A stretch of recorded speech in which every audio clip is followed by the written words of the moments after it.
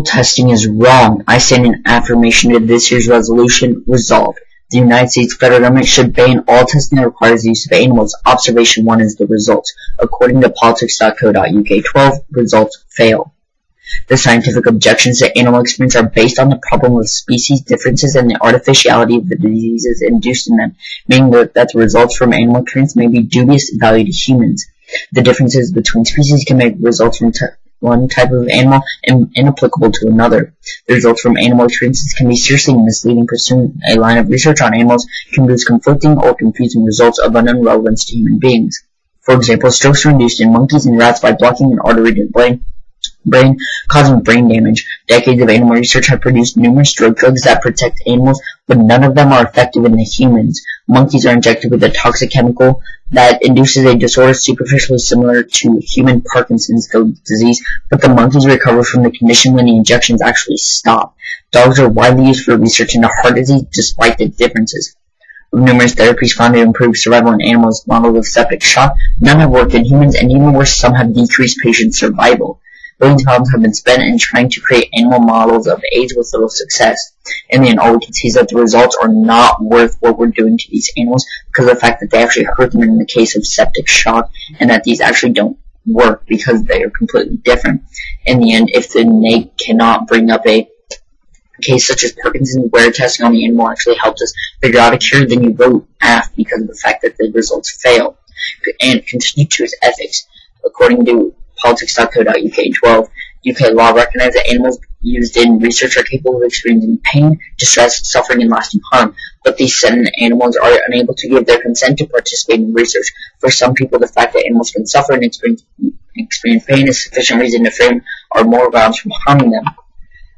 The measurement of stress hormones and presence of ulcers, immune suppression, and abnormal behavior and brain dysfunction in laboratory animals provide further evidence that animals commonly used in labs do suffer pain and distress. Some people claim that because animals do not have duties or responsibilities the way humans do, they are not deserving of the same protection. However, some humans have no responsibilities or duties, such as babies, the mentally ill or very infirm, yet they are not stripped of their rights, and indeed, such individuals are considered more deserving of protection, not less. Others argue that the potential benefit to human society justifies experiments on animals.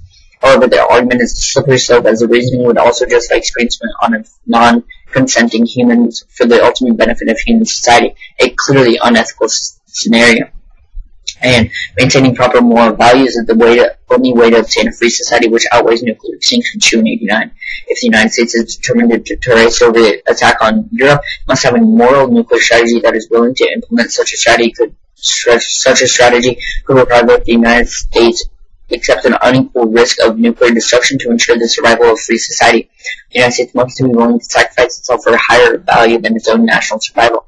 The only way to maintain moral values is to value the life of all things, including animals. When you look at the consequences when compared to the benefits, and in the end, with our previous cited politics.co.uk 12, means that this explains that the results are not good, which means that the consequences outweigh. So you vote AF on the basis that the consequences outweigh the benefits, and they have nothing they can say that will change that. And animal testing is ethically naive. Ethics should be grounded in direct experience. Phelps in 2009. An ethic based on love and compassion is grounded directly in experience. The empathy of an ethic based on love and compassion is about empathy. Neither the leaf nor the tree is conscious when I pluck at one. I've caused no pain, I've deprived of life, nothing I've wanted. So we need to vote on AF because of the fact that it's saving lives and it's saving the research and the money that we spend on it, and in the end you can see that's unethical and we shouldn't do it because it's the only way to ensure the survival of everybody on the planet. Because when you think ethically and not just because, oh, it may help out the humans, consequences outweigh the benefits of AF.